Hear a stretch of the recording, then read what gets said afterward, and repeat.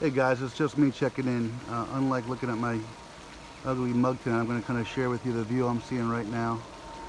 It's Wednesday night, about midway through week 2, and I can't begin to explain to you what an incredible day today has been.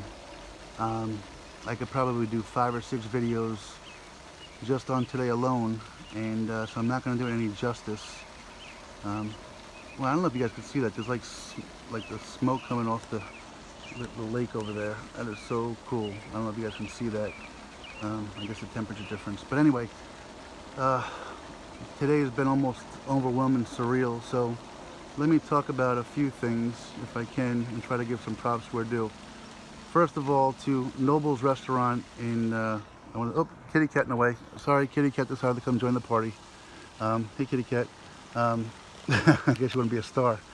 All right, let me put it back on me then. I guess maybe I can't do that at this point. So, hang on, kitty cat. Noble's Restaurant in, I don't know the town, Youngtown? To Dave, the proprietor, Joy, and Tori, thank you guys so much for tonight. The patrons, apparently, I didn't know this, but the local news had me on TV there in my story, and I must have been on about a half hour before these nice folks took me there, and some of the patrons were kind enough to reach out to me and wish me well and contribute to the journey, and I greatly appreciate that. So much props and respect. But the story kind of goes like this. Last night, you guys may have heard that I slept outside on the grass, and it was pretty cool. All right, all right. Guys, this is Miss Carol, who has been kind enough to take me in tonight, and her husband Harry, and I'll talk about that in a little bit. But anyway, so I was sleeping outside last night, got up early, and had this whiz-bang idea to join up with Planet Fitness today, because that would have allowed me to take a hot shower and get cleaned up, and as a kitty cat, so that allowed me to take a hot shower and actually use the chair massage, which massaged my legs something fierce, which was wonderful. But anyway, they're open 24/7 and they're across the country, so there's a chance I'll keep the membership and use it from time to time. But what was interesting was this domino effect. I've asked folks to reach out to their local papers to kind of just let them know I'm coming through. Who knows what could come from it. So while I was sitting in this massage chair this morning, before heading into Wilkinsburg, which is another story I'll share here in a moment, I got an email, and the email came from the reporter that interviewed me yesterday, and the story made the local paper.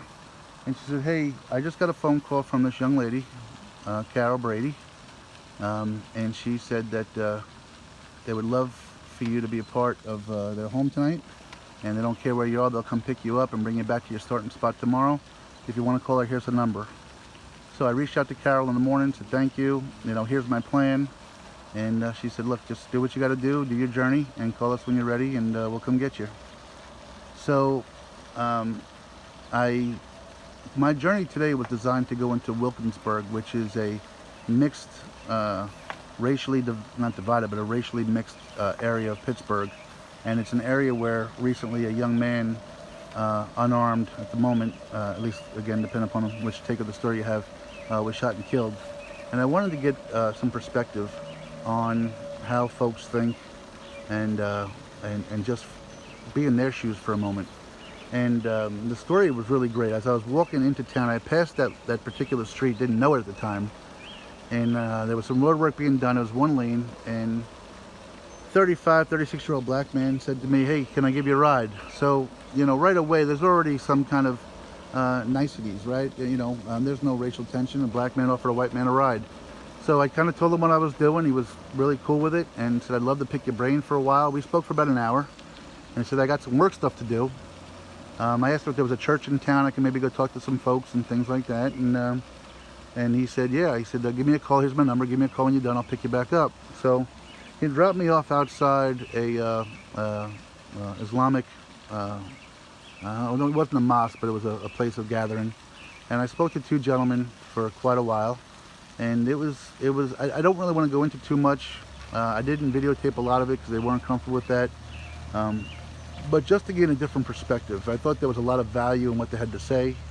I don't necessarily put value in everything they said, and I think sometimes when you make everything about a certain subject, it diminishes the valid points, you know.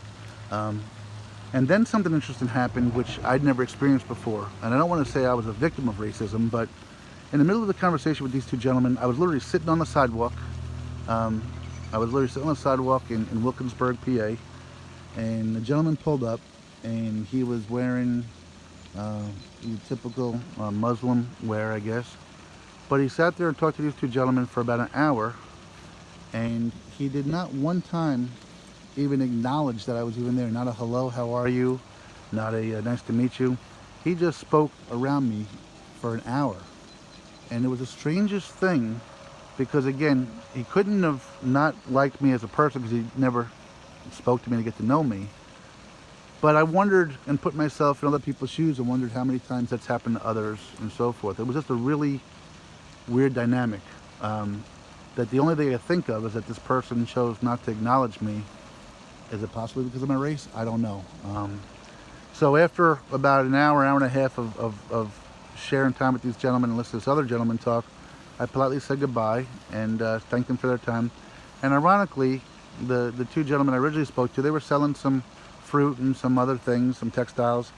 But the one gentleman came up, had a bag, bananas, a couple of nectarines, some apples, said, hey, you're going to need this for your journey. Take it. Good luck to you. Real proud of you. So again, it wasn't about race. It wasn't about religion. It wasn't about anything at that moment. It was just human to human. And he reached out to me and took care of me. So that was, I then called my friend Dion up, and he came back and picked me up. And again, I had a fascinating conversation, which is going to make a great story for the book. I might do more on it someday here shortly. I couldn't do it justice if I tried to cram it in right now. But to talk to some people and get a different perspective was possibly the greatest thing I've ever done. Again, I don't necessarily agree with everything they said. There were some things I don't necessarily think they agree with everything I said. But when three people, because he had a buddy with him at the time, when three people can talk intelligently, civilly, about different things, it was really a kind of a transcending moment. And we're not trying to be too dramatic, but you know, I can't think of any other time when a topic like that could be discussed so civilly and have people with an open mind. And I think that's the point of Thumb Mantra. You know, they were willing to listen to what I had to say. They were interested that I took the time to go down there. I was there to hear what they had to say and get their perspective. And they certainly shared some valid points that opened my eyes to things. And I just thought it was pretty an amazing afternoon. But let me digress back to the early part of the morning. So here I am, sitting in my massage chair. Carol Brady, I gave her a call, said, come, you know, we'll come grab you. End of the day, I gave her a call. Her and her husband came up to get me up in Pittsburgh rather, and they drove me back to their home. They're kind of looking out over their property right now. Some of the warmest, nicest people I've ever met. I like a lot of people. I respect very few. Two of the people in my lifetime that I've respected for a long, long time, no longer with us, are my Uncle Jack, my godfather, and his wife, Aunt Carol. My Aunt Carol was an absolute spitfire. I mean, a total spitfire. And Carol, who I met tonight, is exactly that. She talks more and faster than I ever could. And her husband, Harry, great guy. I don't know that he says 2 words an hour, and not that he could if he wanted to, but just amazing people. So this started because I remember last week, a gentleman, Mike, who I shared the story with his family the other night on Monday night, had reached out to me, and here's how the domino effect happens, and how I'm going to ask you folks to help me out going forward. So Mike had heard about my journey and said, hey, you're welcome to stay with our family. We're kind of on your path. Anything I could do? And I said, if you don't mind reaching out to your local paper, just let them know I'm coming through. He didn't just let it go by the wayside. He did that. He let his local paper know. I got an email. I had an interview. I was on there in their paper, an article. Well, Carol, like myself, is old school. She didn't go on social media. She called the reporter and said, hey, can you reach this guy and tell him that I'm available? So the only reason I even know about Carol is because Renata, the reporter at the Trib Review. The only reason Renata knew about it is because Mike took the time to let her know. So the story gets even better from there. So tonight I came with Carol and Harry and said, look, we can have some home-cooked stuff or we can go out to dinner. It'll be our treat. She said, I said, look, Carol, you're type A personality. I'm usually the decision maker. I'm just going to sit back and ride this out. Whatever you decide for me, you know, is good for me. So she said, well, I want to take you into town and I want to tell you a story. So she called the restaurant to say, hey, I'm coming into town with this really neat story and this neat guy. And the restaurant said, we just saw him on TV literally 10 minutes ago. So we went into town, we had an amazing dinner, no bills in, I can't think of, Youngtown, I'm not sure. It's near New Stanton though. Unbelievable food. But Carol and Harry are so obliging and happy about helping me. They were spreading the word. Other folks came up to me, took some pictures, I'll post them in a short while. And now here I am. And frankly, I might postpone the journey for 3 months and just not leave here. If you look at this view that I'm looking at, you might not want to leave either. But anyway, this all happens because people care. People believe in the journey. And at this point, I think my focus is no longer so much on, are there good people out there?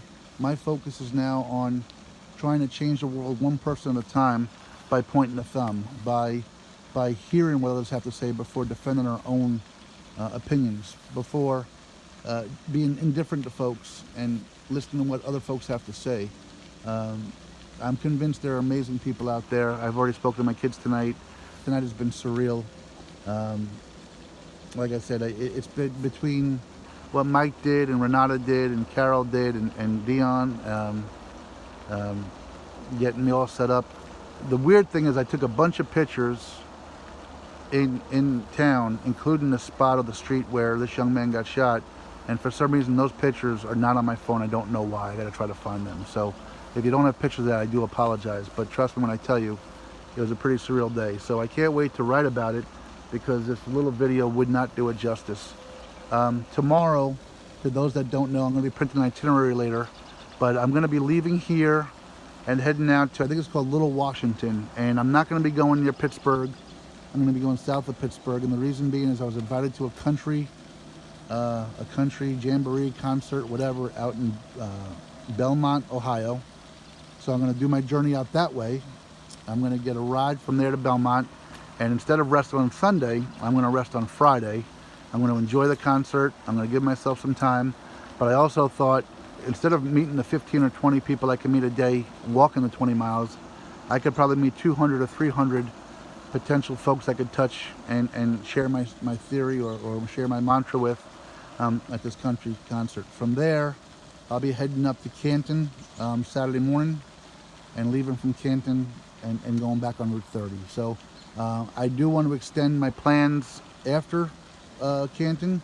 So if there are folks out there in Ohio that have seen my report or my newspaper article, if they could reach out to their local papers, their local radio stations, whatever, and just say, hey, this is what this guy is doing. If you'd like to talk to him, you just reach out to him on his website, pttjourney.com. And this is all so overwhelming to me, guys, honestly. I don't know how I got on the TV news. I don't know. I just know that I had some idea about 3 months ago, 2 months ago, quite frankly, 2.5 months ago. And I could never imagine it would be here now and at this level already. And we're just getting started. There's so much we can do, and I do want us to do this together. Thanks for listening. To those of you that are tired of seeing my face, you'll enjoy the view I just gave you. If those of you want to see my face, then go back to one of the old videos. Love you all. Grace, Kira, Landon, I spoke to you tonight already. You guys know how much I love you, how proud I am of you. I'll keep you updated tomorrow. Sleep tight. Be good for mom, please. And Luna, I got some pictures of you tonight. I miss you, little girl, and I'll try it. Well, I won't get to see you soon, but hope you'll see some videos and that might click for you. Guys, I don't even know what to say. Words escape me right now. Thanks for listening. Thanks for loving. Thanks for supporting. Point the thumb. Give yourself every opportunity to point the thumb. And have a great night, gang.